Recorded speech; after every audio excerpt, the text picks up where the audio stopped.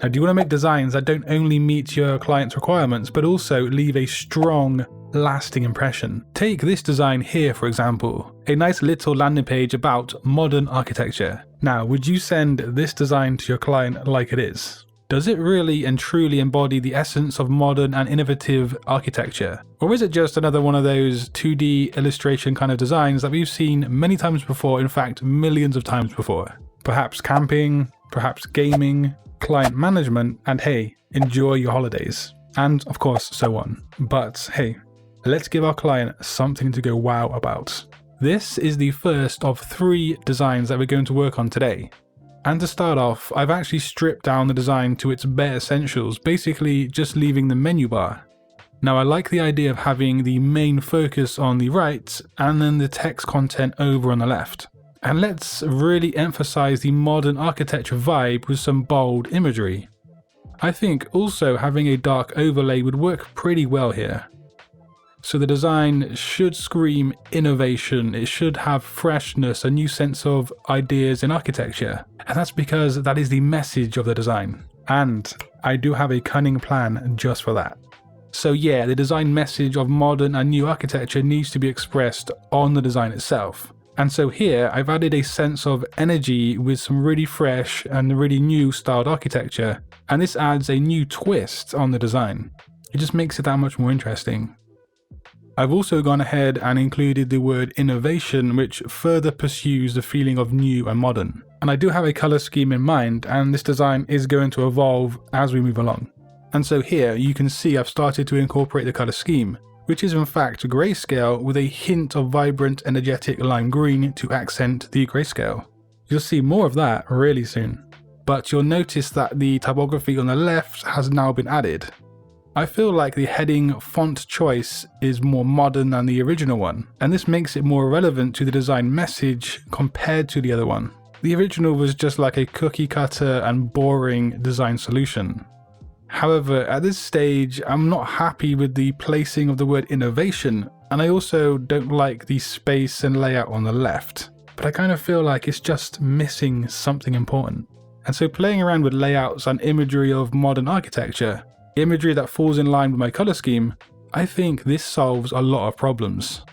I also feel like it really does add a finishing touch, and also it does divide the design pretty nicely. Set next to the original design, to me anyway, it's really obvious that one design has character, uniqueness, and a modern energy that expresses the message of the design. I also really like how the pointed architecture here leads up to the message of innovation, and that does lead the viewer's eye in one direction. Not bad for 45 minutes of work, but what about this design right here? Who do you think made this logo? Was it a child perhaps, or maybe somebody in college? Actually, it was on a British TV show right here recently called The Apprentice. That's some quick and some crucial backstory. So on this show, a group of people actually compete for a business grant from Sir Alan Sugar. They work in 2 teams, and each episode they must complete a specific task.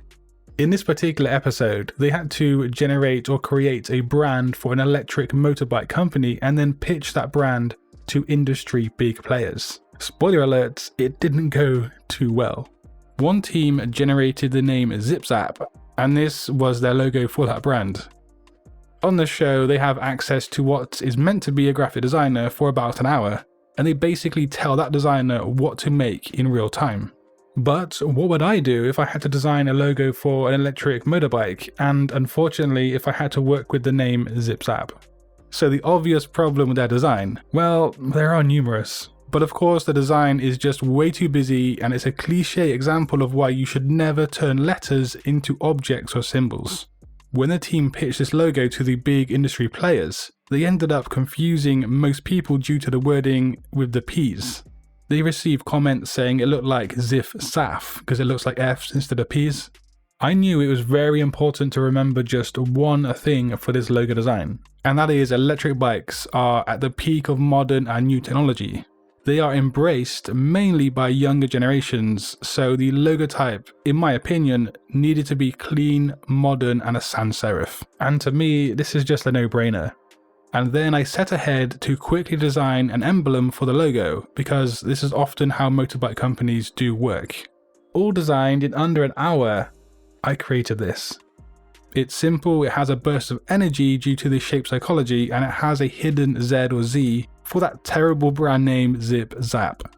Now, I would feel pretty confident pitching this logo to the industry players, simply because I know it respects the modern and forward-thinking nature of the electric automobile industry. The only issue I'd have is kind of persuading them around to that name of Zip Zap for the bike itself. The third design is for a Samsung air conditioner. I didn't even know Samsung made these. I guess you do learn something every day. Anyway, this design, what would you change about it, if anything? How can we wow a client and make this design super easy to get a resounding yes on? Now, I do think the concept is pretty cool, no pun intended, where it shows a camel to a polar bear. However, I think the execution is not that great and it does seem kind of rushed. And funnily enough, I had to rush my design for this video as well. So I hopped onto Midjourney and I generated this. In my opinion, I thought it'd be a good idea to bring the polar bear onto the design, but focusing on it and showing some kind of emotion that the audience can resonate with. The original polar bear is looking away and seems kind of boring, so to speak. Yes, I can see it, you can see it, we can all see it. We do have a freak of a polar bear who has way too many toes, paw toes, or whatever they are. I feel like this image has way more appeal than the original one. But also on the original, I really didn't like the typography that much. There is no clear hierarchy and the layout seems kind of lazy. So I went ahead, I made some changes and I included hierarchy properly and I actually reconstructed the layout. And actually, I did make another design. 2 cool looking polar bears, but which one do you think works best? So one of the crucial and main aspects of how I made these designs work, and that's by knowing the design message and actually getting into the head of your audience. It is super important for graphic designers to know how to do this, and if you want to learn more about that, just click the video on screen. And until next time, design your future today. Peace.